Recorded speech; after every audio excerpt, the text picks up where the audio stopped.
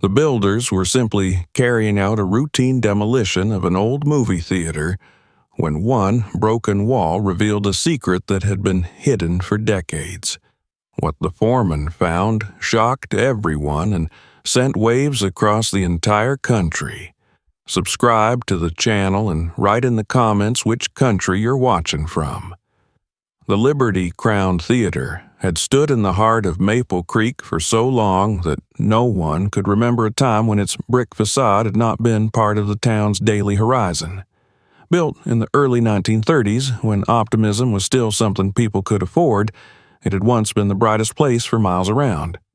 Its marquee, now rusted and dark, used to glow like a promise in the evenings, letters rearranged by teenage ushers who dreamed of becoming actors or musicians.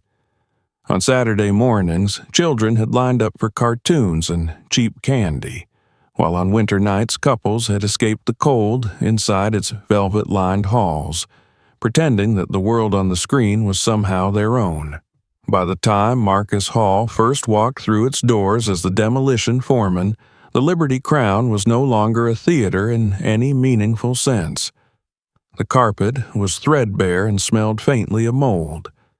Pigeons nested in the rafters, and water stains crept like bruises across the ceiling. The once grand chandelier in the lobby hung crooked, half of its bulbs long dead. Old posters still clung to the walls behind cracked glass, advertising films that had left the cultural memory decades ago. The building felt less like a ruin and more like a body abandoned too long, preserved only by neglect. Maple Creek had been shrinking for years. Factories that had once employed entire neighborhoods had closed, leaving behind empty parking lots and fading logos on red brick warehouses. Downtown storefronts were boarded up or rented out to pawn shops and payday lenders.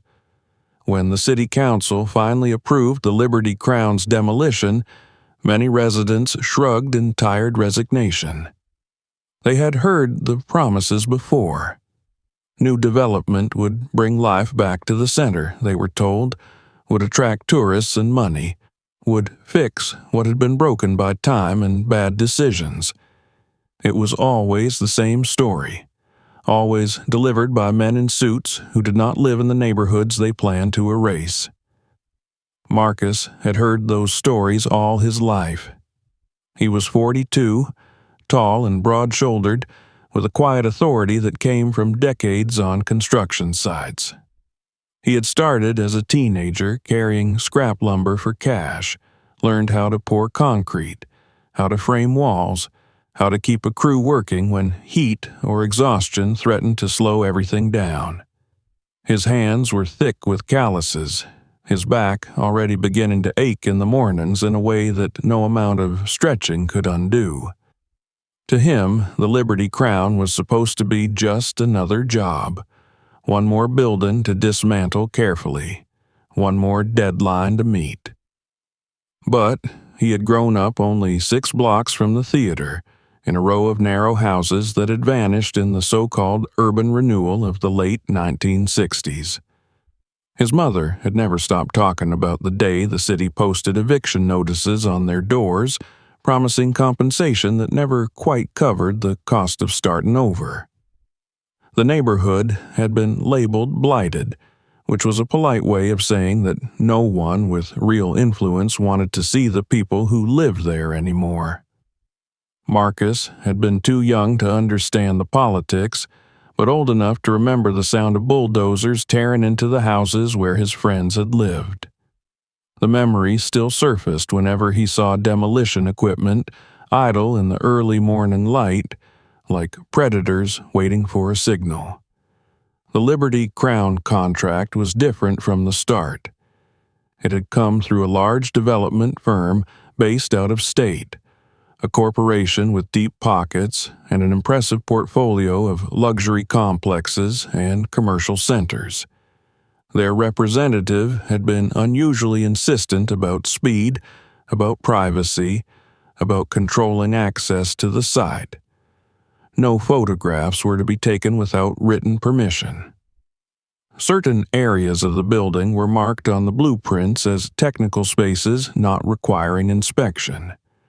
Marcus had frowned when he noticed that the plans for the stage area were incomplete, that entire sections were shaded out with vague annotations about structural hazards.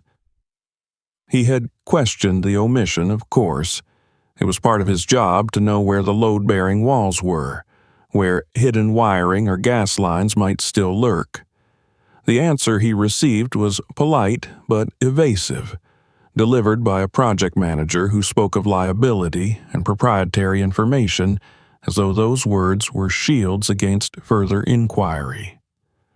Marcus had accepted the explanation outwardly. Inside, a quiet unease had begun to form, the kind he usually ignored because it so often turned out to be nothing. Preparation for the demolition took weeks. Crews stripped out seats from the auditorium, their metal frames screeching in protest as bolts were loosened for the first time in decades. Old concession counters were dismantled, revealing layers of outdated wiring and forgotten plumbing.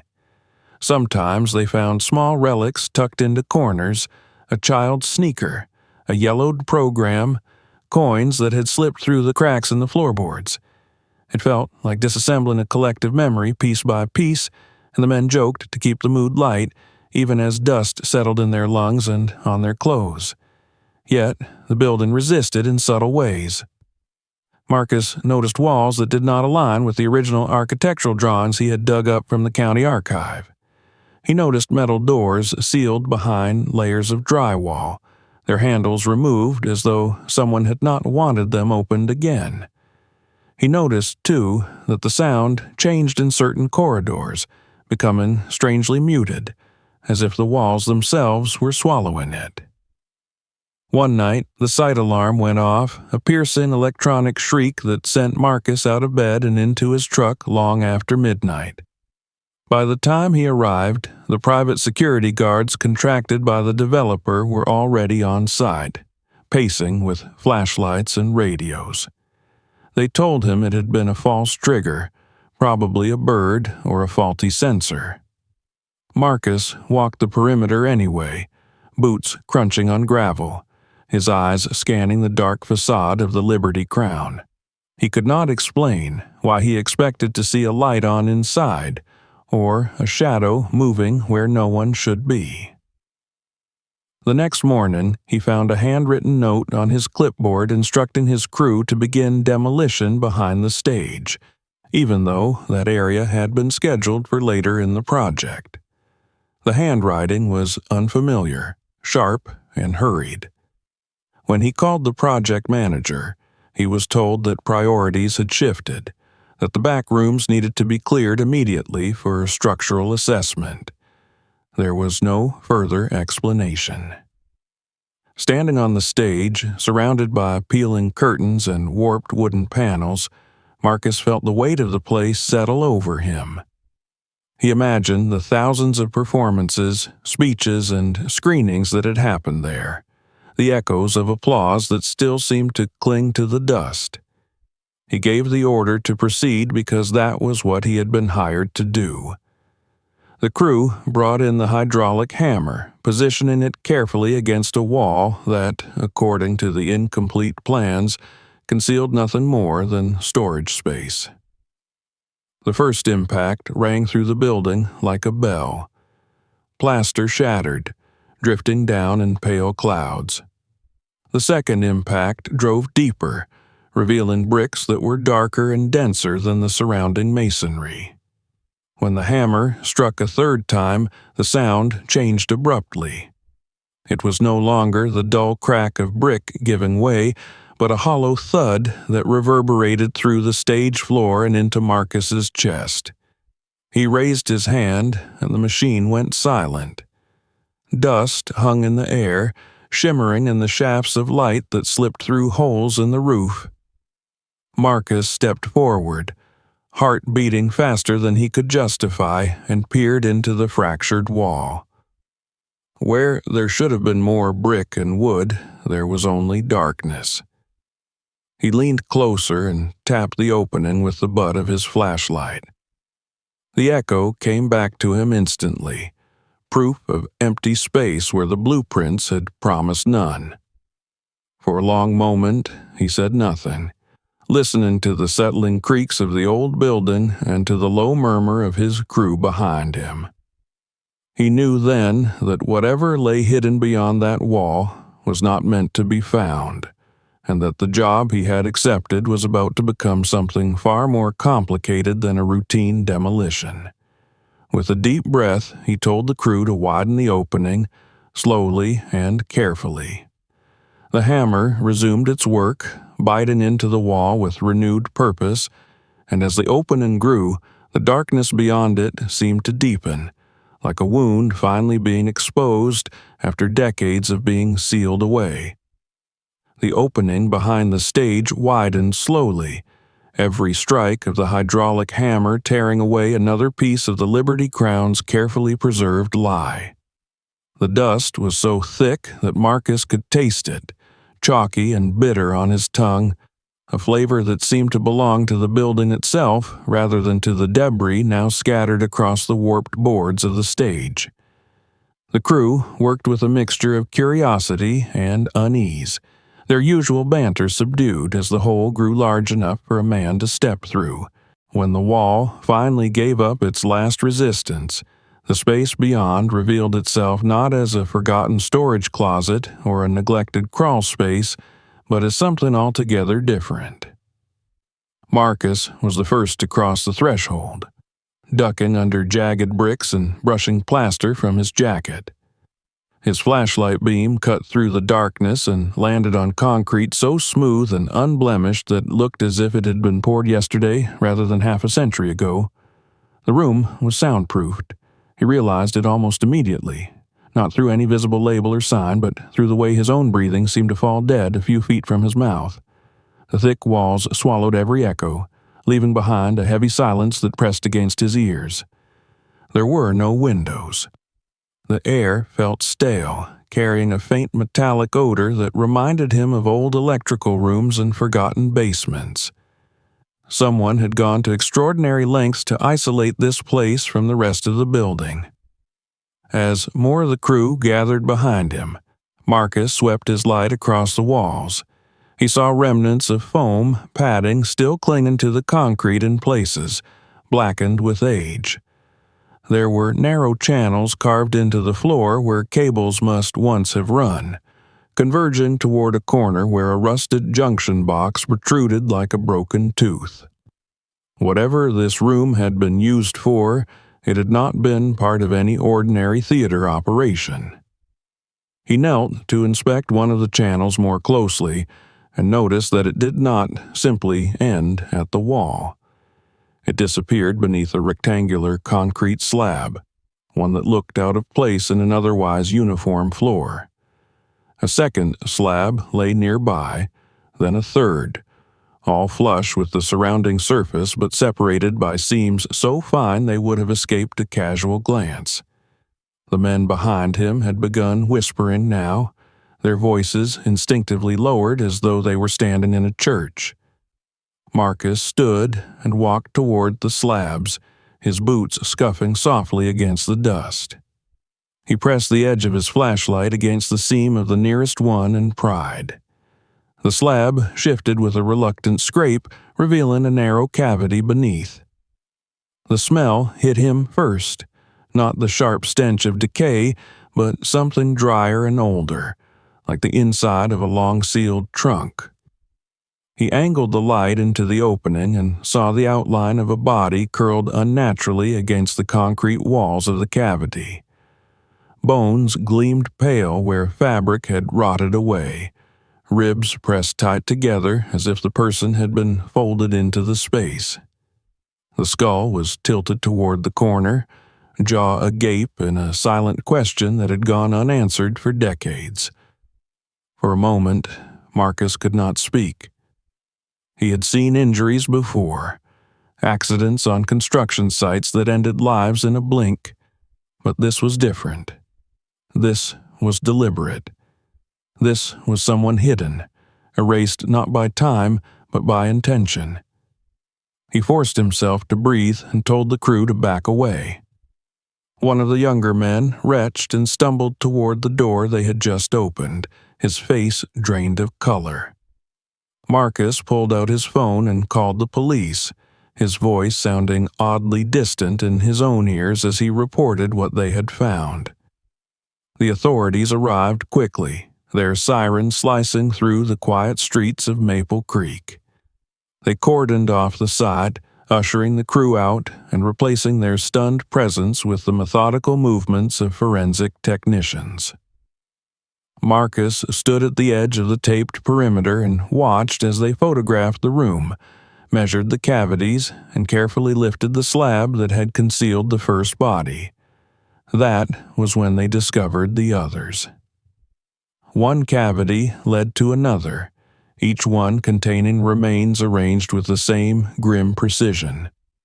Some bodies were wrapped in what might once have been blankets or heavy coats, the fabric reduced to dark shreds. Others lay bare against the concrete, their bones cleanly articulated as if they had been placed there by someone who knew anatomy. There were no personal effects in the cavities, no wallets or jewelry, only the bodies themselves, stripped of identity and stored like objects. Along the far wall, half hidden behind a row of metal shelving units bolted to the concrete, the technicians found stacks of cardboard boxes. The labels on them were faded but still legible, handwritten in careful block letters that marked dates and times rather than names. Inside were reels of film, magnetic tapes, notebooks sealed in plastic sleeves.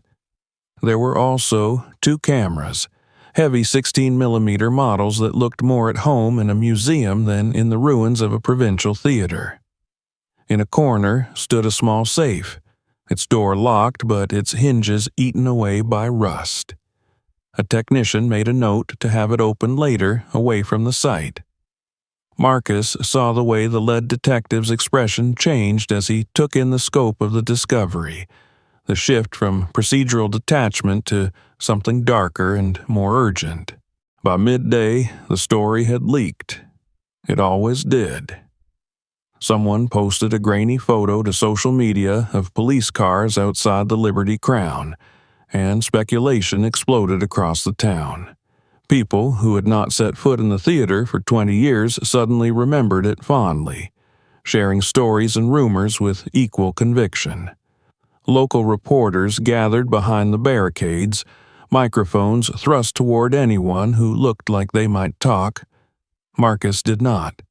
He answered the detective's questions because he had to, but he kept his eyes on the building whenever he could, trying to reconcile the quiet ruin he had walked through only hours before with the nightmare now unfolding behind its walls.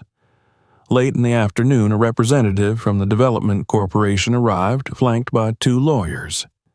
They did not bother with condolences or expressions of shock. They asked how long the investigation would take, whether the site could be partially reopened, whether there was any legal basis for halting the entire project. Marcus watched the lead detective's jaw tighten as he explained, in increasingly clipped terms, that no one was going back into the building until the scene had been fully processed. It was during this exchange that Marcus noticed something else. One of the boxes that had been visible on the shelving units when he first entered the room was no longer there. He mentioned it to a technician who checked the inventory list and frowned. They had not removed it, and it was not among the items cataloged for transport. The technician brought it to the detective's attention, and for a brief moment the room seemed to hold its breath. They searched the shelves again, then the surrounding floor, then the doorway that led back to the stage. The box did not reappear. No one said what they were all thinking, but the implication was clear. Someone had taken it, either in the confusion of the discovery or before the police had fully secured the site. Someone who had known exactly what to look for and when to move. As night fell, Floodlights were set up around the Liberty Crown, bathing its facade in a harsh white glare that stripped away whatever dignity it had left. Marcus lingered longer than he should have, reluctant to leave the place that had so suddenly become the center of a storm. He stood in the empty street and looked up at the marquee, its metal letters bent and corroded, and wondered how many people had passed beneath it over the years without ever suspecting what lay hidden just a few feet away. When he finally drove home, the image of that first body stayed with him, as vivid as if it were still illuminated by his flashlight. He could not shake the feeling that this was only the beginning, that the room behind the stage was not a tomb but a doorway, and that whatever had been stored there had been waiting for the right moment to be found. The days that followed the discovery in the Liberty Crown Theater unfolded with the strange mixture of urgency and stagnation that only a large investigation could produce. The building itself remained sealed behind yellow tape and portable fencing, guarded around the clock by officers who had little to do beyond staring at a structure that had suddenly become more dangerous than any collapsing wall. Inside, however, the past was being dismantled with surgical care. The remains taken from beneath the concrete slabs were transported to the county morgue, where forensic teams began the slow work of identification. At first, the process seemed almost hopeless. The bodies were too old for fingerprints, the clothing too degraded for easy recognition. Yet the human frame keeps its own records, even when everything else has been erased. Dental charts were matched to archived records that had not been consulted in decades. A titanium plate found in one skull corresponded to a surgical operation recorded in a hospital ledger from 1974. A distinctive bone deformity matched a missing person's medical history. One by one, the names emerged from the silence. They were not random. They belonged to people whose disappearances had once stirred the town before being quietly folded into the background noise of history. A freelance journalist who had been investigating city contracts. A union organizer who had vanished after leading a strike at a now-defunct manufacturing plant. A young attorney who had represented families fighting eviction orders. A community activist whose name still appeared in half-forgotten articles about protests that had ended badly. The years beside their names clustered in the mid to late 1970s, the same period Maple Creek liked to remember as the dawn of its modern prosperity.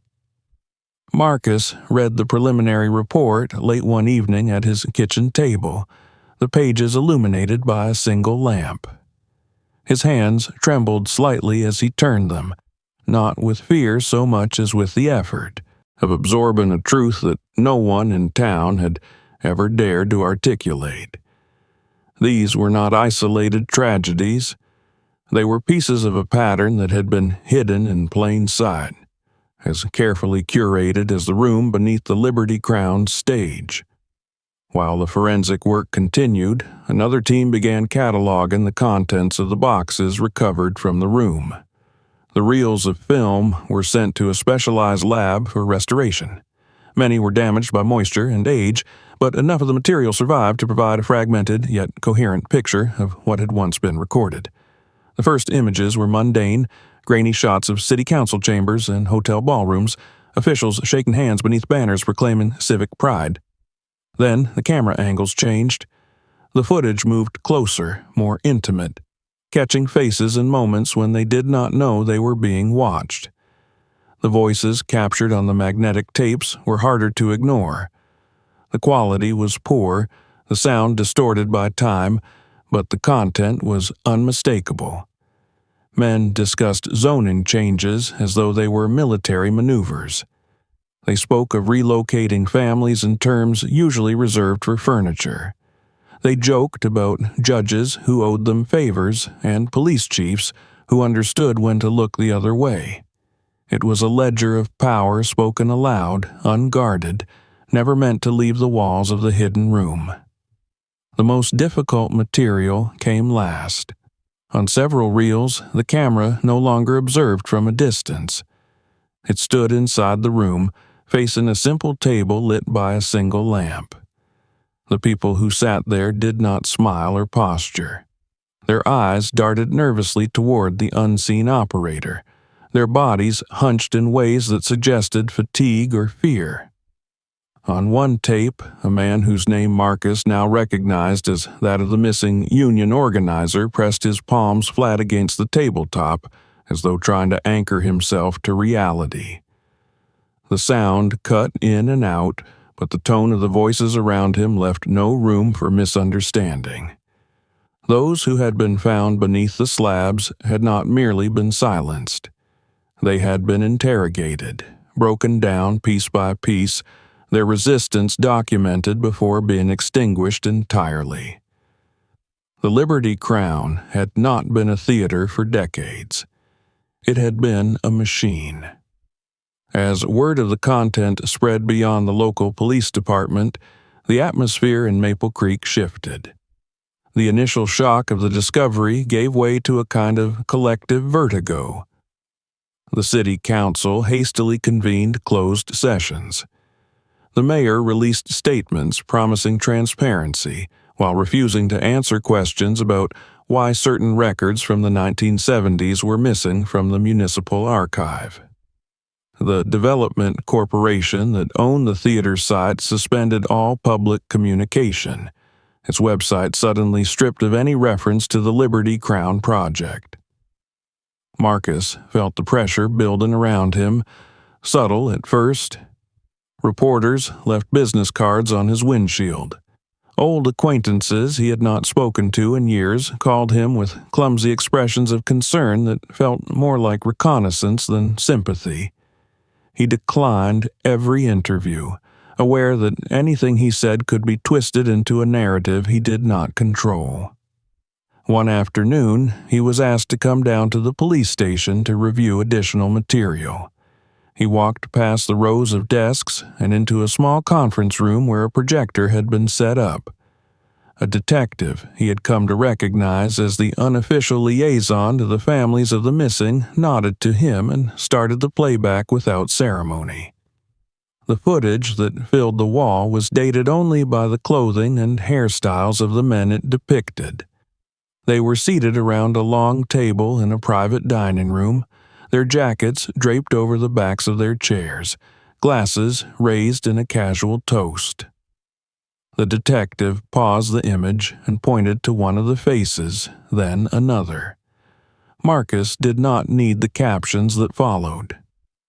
These were names he had grown up hearing, men who had been celebrated as the architects of Maple Creek's revival. A former mayor, a bank president whose portrait still hung in the courthouse lobby, the head of the police department as he had been in 1978, his hair darker then but his eyes unchanged. The detective resumed the footage. The men leaned in toward one another, voices lowered. They spoke of neighborhoods as though they were obstacles to be removed. They discussed the need to make examples of certain troublemakers, not in the abstract, but with references to specific individuals whose names now lay in the morgue. The camera lingered on their faces, capturing moments of irritation, of amusement, of calculation. It was as if the room itself had been a confessional, a place where power could speak honestly because it believed itself unseen. When the lights came back on, Marcus sat in silence for a long moment. The detective cleared his throat and handed him a still frame from another reel. It showed a man standing just inside the doorway of the hidden room, his profile partially obscured by shadow. The resolution was poor, but something about the set of his shoulders, the way he held himself, sent a chill through Marcus. He took the image home and laid it beside an old photograph he found in his mother's album. The resemblance was not perfect, but it was enough to unsettle him. The man in the still had the same slight tilt to his head, the same heavy brow that Marcus saw every time he looked in the mirror. The photograph in the album was of his grandfather, taken in the early 1970s, smiling awkwardly at a family picnic that had happened only months before he disappeared. The realization crept up on him slowly, like a rising tide. His grandfather had not simply vanished into obscurity. He had been close enough to the Liberty Crown to leave his imprint on its hidden machinery. Whether he had been a willing participant or a reluctant witness, Marcus could not yet say, but the implication was unavoidable. The erasure that had claimed so many lives had reached into his own family, and the room behind the stage had been the conduit through which it all had flowed. That night, he slept badly, haunted by the faces from the past that now refused to remain there. The Liberty Crown was no longer just a crime scene. It had become a mirror held up to the history of Maple Creek and to the life Marcus had inherited without ever knowing the cost. The still image from the projection room would not leave Marcus's mind. It followed him through the next days like a ghost that refused to fade, hovering at the edges of his vision whenever he closed his eyes. He tried to convince himself that the resemblance was coincidence, that the human brain was too eager to impose patterns on chaos, especially when grief and shock were involved. Yet the more he told himself this, the more the truth pressed against him from the inside. On a gray Saturday morning, he drove across town to his mother's house, a modest one-story place at the edge of a neighborhood that had survived every wave of redevelopment simply because no one had yet found a way to profit from it. She had lived there alone since his father's death, filling the rooms with a careful order that left no space for surprises. When she opened the door, her smile faltered at the sight of his face, drawn and sleepless. Inside, the air smelled faintly of coffee and lemon polish. They sat at the kitchen table where he had once done his homework, and Marcus watched her hands as she folded and unfolded a napkin, a habit she had whenever she sensed bad news coming. He did not tell her immediately why he had come. Instead, he asked about his grandfather, about the years when she was young and Maple Creek still seemed like a place with a future. She spoke hesitantly at first, as though trying to recall a story she had not told in a long time. His grandfather had worked odd jobs after leaving the factory, she said, always restless, always looking for something better. For a while he had been employed at the Liberty Crown, tending the boilers, keeping the place running when the owners could not afford a full maintenance crew. Then, one winter, he had not come home.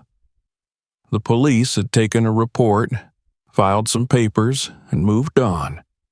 The family had been told that he probably left town, that men did that sometimes when they felt trapped. Marcus listened in silence. He had heard this version of the story before, had grown up with it like an inherited bruise, but something in the way his mother spoke now made him realize how incomplete it had always been. There were details she avoided, moments where her voice trailed off, and she stared at the table as though seeing something written there that he could not. He asked about the eviction, about the house they had lost when the city decided to widen the road and sell the land to a developer whose name had since vanished from public memory. His mother shrugged in the same way she always had, saying that it had been a hard time, that people like them had no leverage when decisions were made far above their heads. Then she stopped herself, her eyes narrowing with a sudden intensity. There had been a man, she admitted, one who had come by shortly before his grandfather disappeared. He had not given his name, only said that he worked with the city and needed to ask a few questions about the theater. He had been polite, almost apologetic, but there was something in his manner that had made her uneasy. After that visit, the eviction notice had arrived faster than anyone expected. The pieces began to fit together with a quiet inevitability. Marcus felt as though he were standing at the edge of a map he had never been allowed to see, the familiar streets of his childhood suddenly revealing a pattern of lines and arrows pointing toward a destination he had avoided his entire life. On the drive back to his apartment, he detoured past the old site of his family's first home, now a vacant lot where weeds grew taller than a man's waist. He parked and got out, letting the wind cut through his jacket. The building had been gone for decades, but he could still trace the outline of the front steps in his mind, could still see his grandfather sitting there on summer evenings, a cigarette between his fingers, staring down the block as though waiting for something that never arrived. The pressure on Marcus intensified after that. It did not announce itself with threats or demands. Instead, it crept in through bureaucratic channels, through letters from the city inspector questioning minor code violations on sites he managed, through delays in permit renewals that had never been an issue before. His supervisor at the construction firm began to hint that perhaps it would be best if Marcus took some time off, let the situation cool down. The implication was clear enough. He was becoming inconvenient. One evening, he returned to his truck to find a plain envelope tucked beneath the windshield wiper. There was no name on it, only his address written in block letters. Inside was a single sheet of paper bearing a printout of his mother's front porch, taken from across the street. The image was grainy, but unmistakable, the angle suggesting a camera hidden inside a parked car. There was no message attached. None was necessary. He drove straight to his mother's house and insisted that she pack a bag. He did not explain everything, only told her that it would be safer for her to stay with his sister in another town for a while. She protested weakly, unused to seeing him so shaken, but complied when he began to gather her things himself. As he loaded the car, he felt the weight of every choice he had made pressing down on him, the realization that his determination to uncover the truth was no longer his alone to bear. In the days that followed, Marcus limited his movements, alternating between his apartment and the police station where the investigation was now headquartered. He spoke at length with the detective who had shown him the footage, revealing what he had learned about his grandfather. The detective listened without interruption, his expression unreadable, and then admitted that the department had found no official record of Marcus's grandfather ever working at the Liberty Crown. The absence was itself a kind of evidence. It was at this point that the offers began to arrive. A representative from the Development Corporation requested a private meeting, suggesting that Marcus's experience and discretion made him a valuable asset. There was talk of a position at another site in a different state, a significant raise, the chance to put the unpleasantness of Maple Creek behind him. Marcus declined, his voice steady despite the anger that burned beneath the surface. The response was swift. The following week he was notified that his certification as a demolition supervisor would be subject to review due to unspecified safety concerns. The message was polite, bureaucratic, and devastating in its implications. Without that license, he would not only lose his job, but the profession he had built his life around. Yet, even as the walls closed in, Marcus felt something else taking root inside him. It was not courage exactly, but a stubborn clarity. For years he had believed that survival meant keeping his head down, working harder than everyone else, and never asking questions that might put him at odds with people who had more power than he did. Now he understood that this approach had cost him more than he had ever realized. It had cost him his grandfather. It had cost his family their home. It had cost his city its conscience. The still image from the hidden room remained on his kitchen table, its edges curling slightly from the humidity in his apartment. Marcus looked at it every morning before he left, a reminder that whatever role his grandfather had played in the machinery of the Liberty Crown, he had not been erased completely. His presence had left a mark, faint but undeniable. That mark had led Marcus back to the very place where the town had tried to bury its sins.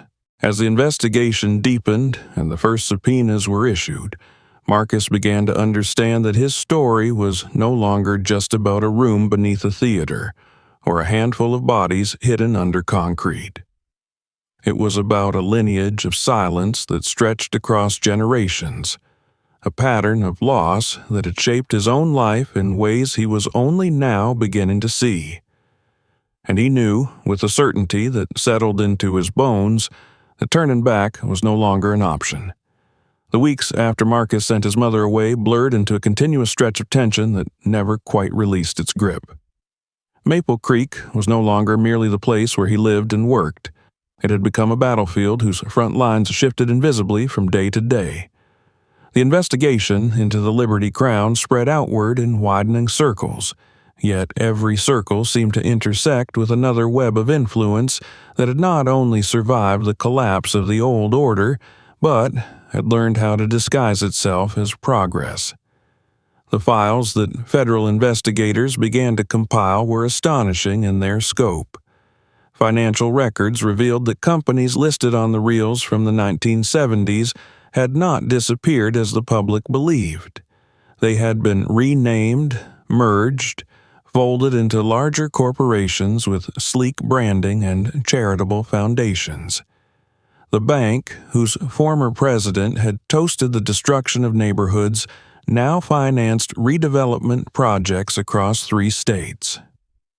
The private security firm that appeared in the background of several interrogation tapes had rebranded itself as a consultancy specializing in urban safety, its executives sitting on advisory boards and speaking at conferences about community resilience. Marcus watched as the map of influence took shape on a wall in the task force office, lines connecting names to properties, properties to shell companies to campaign donations. It was no longer possible to dismiss the Liberty Crown as an isolated aberration. It was one node in a system that had learned how to launder its crimes through decades of respectability. As the scope widened, so did the resistance. Requests for documents were delayed or returned incomplete. Witnesses who had initially expressed willingness to testify suddenly remembered nothing, or declined interviews on the advice of newly acquired legal counsel. In one particularly troubling instance, a retired city clerk who had agreed to hand over copies of zoning records from the 1970s was found dead in his home 2 days later, the official cause listed as heart failure. The timing was impossible to ignore. Marcus felt the pressure tightening around him in ways that were both overt and insidious. His certification review was no longer merely a threat but a scheduled hearing, complete with a list of alleged infractions that ranged from minor safety oversights to fabricated claims of unreported incidents. The language was precise, clinical, designed to strip him of his livelihood without ever acknowledging the real reason. Then there were the calls. They came at odd hours, numbers blocked or routed through disconnected lines. Sometimes the caller said nothing, allowing only the sound of breathing to leak through the receiver before the line went dead. Other times, a recorded voice delivered a bland reminder about property taxes or vehicle warranties, its artificial cheerfulness a thin veil over something far more deliberate. Marcus learned to let the phone ring, yet he could not silence the unease that followed him from room to room like a shadow. One afternoon, while leaving the police station, he noticed a sedan idling across the street, its engine running despite the mild weather. The driver did not look at him directly, but Marcus recognized the posture of someone who was not there by accident. He drove away slowly, taking a circuitous route home and making 3 unnecessary turns, each one confirming that the car remained a fixed point behind him. It vanished only when he pulled into a busy supermarket parking lot, swallowed by a stream of other vehicles. Despite the fear, the investigation continued to break through in small but decisive ways. A reporter from a national outlet published a story that connected the Liberty Crown to similar facilities in other cities, each one a building that had undergone suspicious renovations during the same decade. The article quoted unnamed sources who described a coordinated effort to suppress dissent during the periods of aggressive urban redevelopment, using off-the-books detention sites to intimidate or eliminate those who resisted. Within hours of its publication, the piece was picked up by networks that had never mentioned Maple Creek before. The effect was electric. Calls poured into the task force from people across the country who claimed to recognize names or locations from the footage. A former city planner in Illinois sent scanned copies of memos that mirrored the language heard on the tapes. A retired construction worker in Ohio described being paid to pour concrete over sealed rooms in an old municipal building, a job he had never understood at the time, but now recognized with sickening clarity. The development corporation at the center of the Liberty Crown project issued a statement denouncing the investigation as a politically motivated witch hunt. Their legal team appeared on cable news programs, arguing that the footage was incomplete, taken out of context, that it proved nothing about present-day operations. Yet the calm certainty of their denials was undermined by the speed with which their executives began to resign, citing personal reasons or family obligations that fooled no one. Marcus's life, once defined by schedules and concrete deadlines, dissolved into a rhythm of interviews, strategy sessions, and long nights staring at a ceiling he could no longer trust to keep him safe. He moved from his apartment into a temporary location arranged by the task force, a nondescript building whose address was not listed in any public directory. He was given a phone that connected only to a handful of contacts, a precaution that felt both necessary and profoundly disorienting. The first major breakthrough came when forensic accountants traced a series of payments from a charitable foundation linked to the Development Corporation to offshore accounts opened in the late 1970s.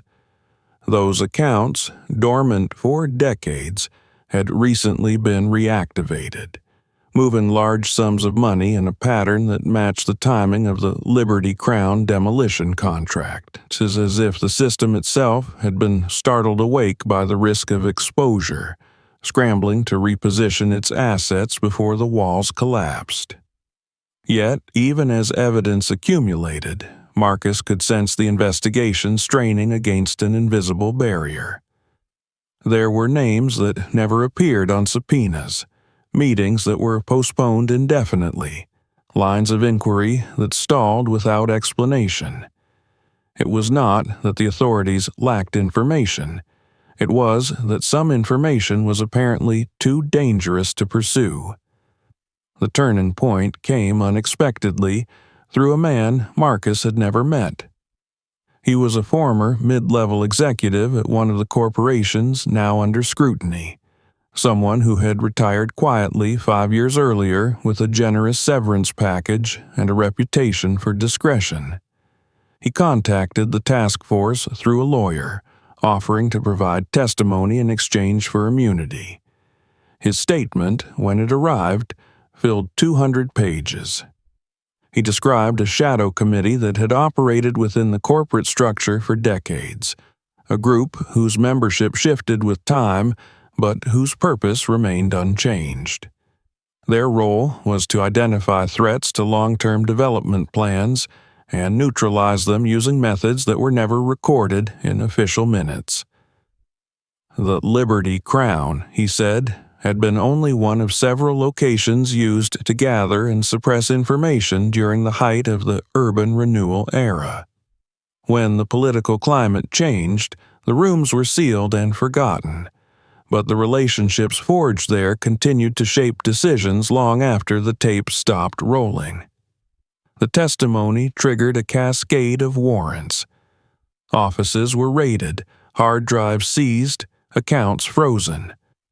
The map on the task force wall grew denser, its lines now overlapping in ways that made it difficult to tell where one conspiracy ended and another began. For the first time since the discovery behind the stage, Marcus felt a cautious optimism take hold. The system was bleeding. It could be hurt. That optimism was tested late one night when he was awakened by the vibration of his secure phone. The message that greeted him was brief, devoid of any identifying information. It consisted of a single sentence that referenced his daughter's school and the time she usually left for soccer practice. The implication was unmistakable. The system, wounded as it might be, was still capable of striking back. Marcus spent the next hour pacing the narrow room, his thoughts ricocheting between anger and dread. He had known this was coming. He had tried to prepare himself for it. Yet knowing was not the same as enduring, and the realization that his choices now endangered the people he loved cut deeper than any bureaucratic reprisal ever could. By morning, he had arranged for his daughter to stay with relatives under the guise of a spontaneous family visit, adding another layer of distance between the investigation and his most vulnerable ties. It was a small measure of protection in a situation that no longer allowed for small solutions. As he left the building that day, escorted by agents who had become his constant companions, Marcus looked up at the sky, pale and unyielding. He understood now that the Liberty Crown had not merely exposed a hidden chapter of history. It had torn open a fault line that ran beneath the entire landscape of power he had grown up accepting as immutable. The system that had erased his grandfather and so many others had not died. It had evolved. And if it was to be defeated, it would require more than evidence. It would require a willingness to keep pushing even when every instinct screamed for retreat. By the time winter settled over Maple Creek, the investigation had outgrown the town that had first given it a name. What had begun behind the sealed walls of a forgotten theater now dominated headlines across the country, its reach expanding with every new disclosure. Marcus watched this transformation with a strange detachment, as though the story were no longer his own, but something that had been set in motion long before he was born and was only now reaching the point where it could no longer be contained. Snow covered the empty lot where the Liberty Crown once stood, a flat white scar at the center of the city. The fence had been taken down, the demolition halted indefinitely, leaving the site exposed to the elements and to the eyes of anyone who passed by. People stopped there often, standing at the edge of the cleared ground as if waiting for the building to rise from the earth again, not in brick and concrete but in memory. Someone left flowers at the corner of the lot, an improvised memorial to those who had vanished without names or graves. The silence that had long defined Maple Creek gave way to a chorus of voices. Town hall meetings overflowed, residents crowding into rooms that had not seen such attendance in decades. Elderly men and women who had once believed their losses were private misfortunes began to recognize fragments of their own stories in the names and faces now circulating online. A woman in her 70s described how her brother had disappeared after organizing a tenant strike in 1975. A former factory foreman spoke of being interrogated in the basement of a municipal building after refusing to falsify safety reports. Each testimony added another layer to the emerging narrative. a collective account of a period that the city had tried to forget. Marcus attended as many of these gatherings as he could, standing at the back of rooms while others spoke. He did not seek attention. His presence was already known, his face linked to the discovery that had made everything else possible. Yet he felt an obligation to listen, to bear witness to the grief and anger that had been suppressed for so long. The pattern was unmistakable. Those who challenged the redevelopment of their neighborhoods, who demanded transparency or fairness, had a way of vanishing from official records, leaving behind only families who were told to accept the inevitable and move on. The task force, now operating with federal oversight, struggled to keep pace with the flood of new information. For every document seized, 2 more were uncovered by journalists or whistleblowers who had been emboldened by the scale of the revelations. Court orders froze the assets of several major corporations, triggering panic in boardrooms that had once seemed untouchable. Lobbyists descended on Washington, arguing that the investigation threatened economic stability, that entire regions would suffer if development projects were stalled by what they called historical grievances. Marcus saw these arguments for what they were. They were the same logic that had been used to justify the destruction of his family's home, the same reasoning that had sealed rooms and buried people beneath stages and city halls. The difference now was that the justifications were being challenged in public, their assumptions laid bare in the harsh light of scrutiny. Yet the system did not collapse easily. High-profile attorneys contested every subpoena, every search warrant, dragging proceedings through a maze of appeals. Several witnesses recanted under pressure, their earlier statements dismissed as confusion or faulty memory. One former councilman who had been scheduled to testify failed to appear in court, citing medical issues that his doctors declined to specify. Rumors circulated that he had been placed in a private facility far from the reach of investigators. The strain took a visible toll on those closest to the case. The detective who had first shown Marcus the footage seemed to age months in a matter of weeks, his once precise demeanor eroded by exhaustion. Prosecutors worked through the holidays, sleeping on office couches between depositions. Even the journalists who had driven the story forward began to show signs of burnout. Their reporting now shadowed by the constant threat of legal retaliation. For Marcus, the most difficult moments came when he returned to his mother's house to check on it while she remained with relatives. The rooms were quiet in a way that felt unnatural, the furniture covered with sheets to keep off the dust. He would stand in the doorway of his grandfather's old bedroom, now a storage space for boxes that had not been opened in years, and imagine the man who had once slept there, unaware that his private defiance would one day reverberate through a nation. It was in these moments that the abstract notion of justice became intensely personal. It was no longer about indictments or headlines, but about the simple fact that a life cut short had not been forgotten. The breakthrough that finally shifted the balance came in the form of a single ledger, discovered in a safety deposit box registered under a false name. Its pages documented payments to individuals whose roles had previously been impossible to prove. Judges, police chiefs, zoning board members, each listed alongside dates and sums that corresponded with key decisions in the redevelopment of Maple Creek and similar cities. The ledger was a map of corruption written in ink, its handwriting steady and unrepentant. When news of the ledger became public, the reaction was immediate. The governor announced the formation of a special commission with powers to investigate past abuses of authority. Several high-ranking officials resigned within days, their departures framed as personal choices but widely understood as acts of self-preservation. For the first time since the Liberty Crown's demolition had been halted, Marcus allowed himself to believe that the tide might truly be turning.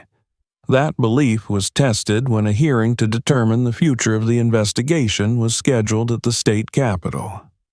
The building's marble corridors echoed with the footsteps of lobbyists and reporters, its atmosphere thick with anticipation.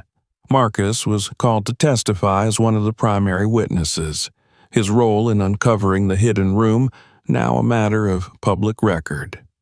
He spoke without embellishment, recounting the day the wall fell and the images that had followed. He described the photograph that had connected the footage to his grandfather, the envelope left on his windshield, the calls that had traced his family's routines.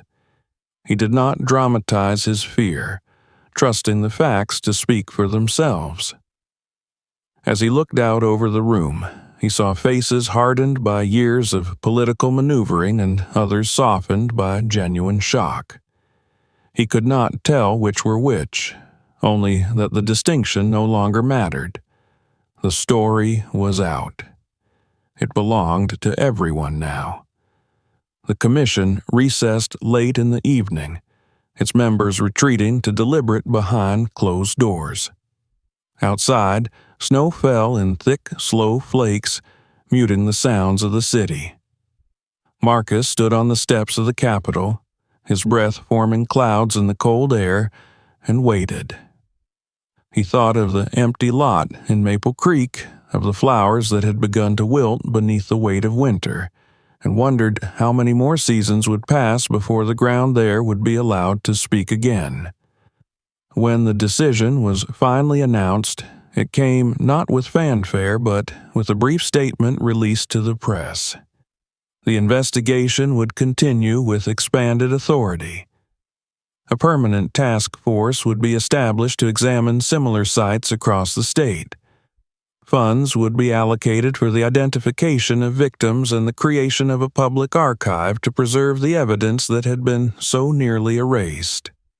The words were formal, restrained, yet they carried a force that Marcus felt in his chest like a physical blow.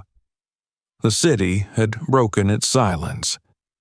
The system had been forced, at least for the moment, to acknowledge the lives it had consumed in the name of progress.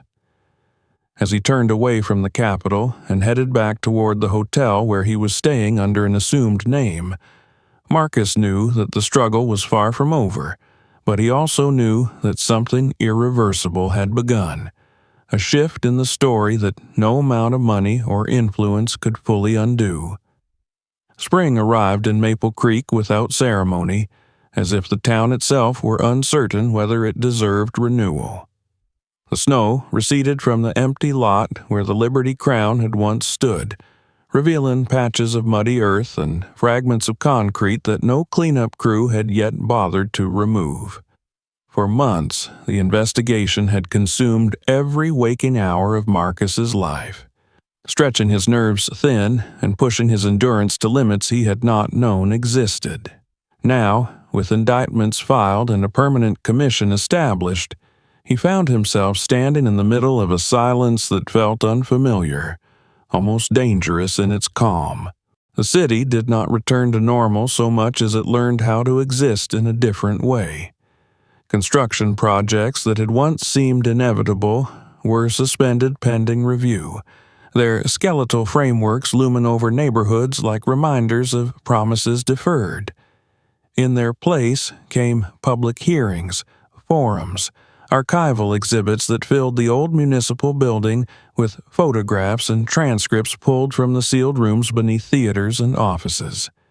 The past, which had once been buried under layers of official language, was now displayed behind glass for anyone willing to look. Marcus attended the opening of the first of these exhibits without telling anyone he would be there. He arrived early, before the crowd, wandering through rooms that had been converted into makeshift galleries.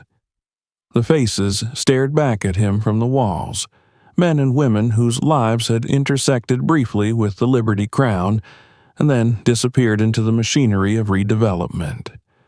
Some were young, their expressions caught in moments of defiance or hope. Others were middle-aged, already worn down by battles they could not win. He recognized none of them personally, yet he felt a kinship that was almost painful in its intimacy. A photograph of his grandfather occupied a corner of the final room. It had been enlarged from the still frame Marcus had first seen, its graininess smoothed by digital enhancement. The man in the image looked directly at the camera, his expression neither fearful nor resolute but intensely focused, as though he had been aware that he was preserving something more important than himself.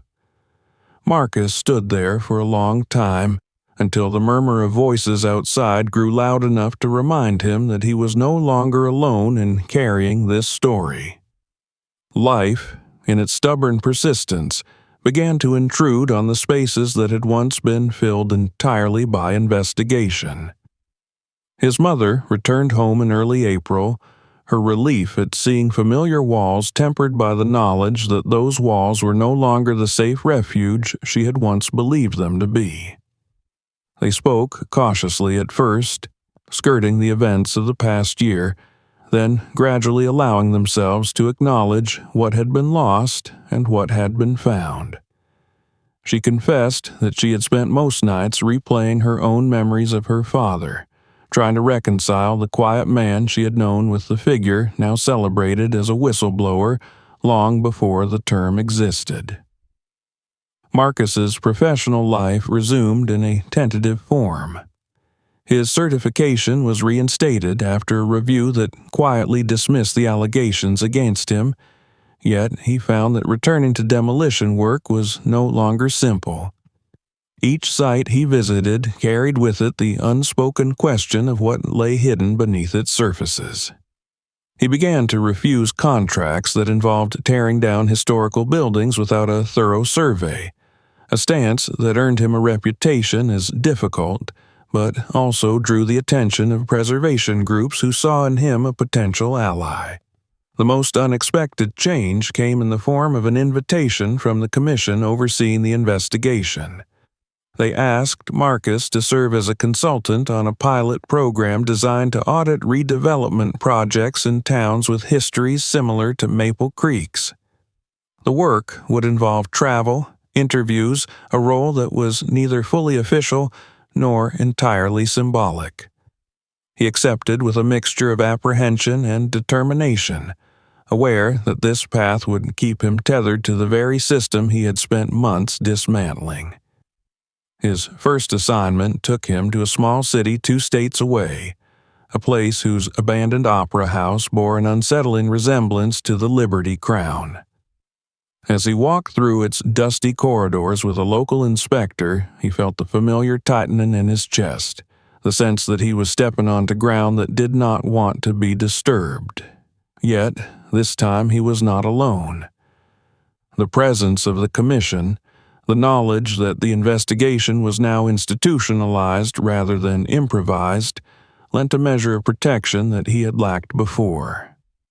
In the evenings he called his daughter, who had returned to her school and soccer practice with a resilience that both comforted and bewildered him. She asked when he would come to one of her games, and he promised that he would, meaning it with a sincerity that surprised him. For so long he had lived in the margins of his own life, measuring time in deadlines and construction phases. Now he found himself learning how to plan for moments that did not revolve around crisis. The empty lot in Maple Creek became the subject of heated debate. Some residents wanted the Liberty Crown rebuilt as a theater, a symbol of cultural revival that would reclaim the space from its dark history. Others argued for a memorial park, a place of quiet reflection rather than entertainment. The commission announced a public design competition, its guidelines emphasizing transparency and community involvement.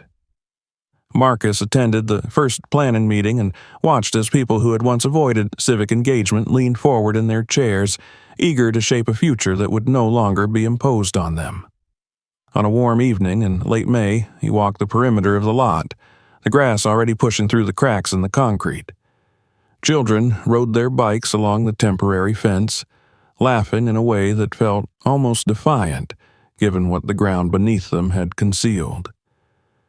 Marcus paused at the spot where the hidden room had been, its exact location now marked by a simple plaque installed by the city. He touched the metal with his fingertips, feeling the coolness of it against his skin, and allowed himself to grieve in a way he had not done since the beginning. The system that had orchestrated so much harm had not vanished. Trials would drag on for years, appeals would wind their way through courts, and many of those responsible would never face consequences commensurate with their actions. Yet, the silence that had once protected them was gone. In its place stood a record that could not be sealed away again, a network of people who knew how to look beneath the surfaces they were offered. Marcus returned home that night to find his mother sitting on the porch, watching the light fade from the sky. They spoke about ordinary things at first, the weather, the new grocery store opening on Main Street, then gradually drifted back to memories of his grandfather. She told him about a habit he had had of writing notes to himself on scraps of paper, reminders about small tasks that he insisted were the secret to accomplishing larger ones. Marcus smiled at the thought, recognizing in it a reflection of his own tendency to break overwhelming problems into manageable pieces. When he went inside, he retrieved the still frame from the hidden room, which he had kept tucked into a book since the exhibit had opened. He placed it on the table beside a new photograph taken at his daughter's last game, the two images forming a quiet bridge between past and present. It was not closure in any complete sense. The losses were too great, the damage too deep for that. But it was a beginning, a way of acknowledging that the long way back from buried truths was not measured in demolitions or indictments alone, but in the daily work of refusing to forget. Outside, the town settled into the rhythms of another evening. Lights flickered on in the houses that had once been slated for removal, and somewhere down the block someone began to play music through an open window. Marcus listened, letting the sound wash over him, and understood that the story of Maple Creek, like his own, would continue to unfold long after the headlines faded. The ground had spoken. Now it was up to those who remained to decide what they would build upon it.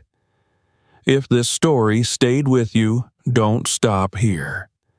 Subscribe to the channel right now so you don't miss what comes next. New investigations, new hidden truths, and new stories are already on the way. Share this video with someone who loves real mysteries and let more people discover what was buried for decades.